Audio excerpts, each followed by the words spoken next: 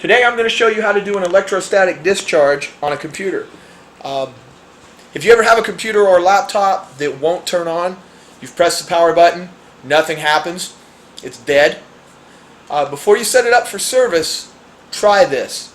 Now, I take calls from people all day, every day, who think they know how to do this, and they have no clue. First thing you want to do is disconnect the power source from the wall. Second thing you want to do is take the battery out of the unit.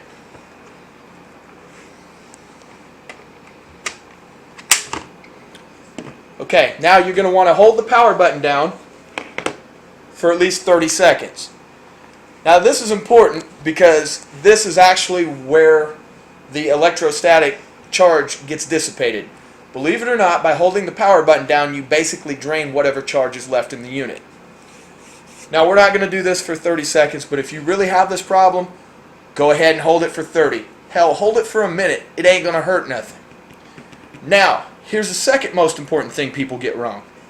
After you take the battery out, and you've held this down for the 30 seconds to 1 minute, don't put the battery back in yet.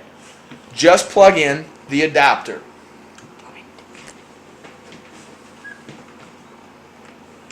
Now, go ahead and press the power button, just normally, and see what happens.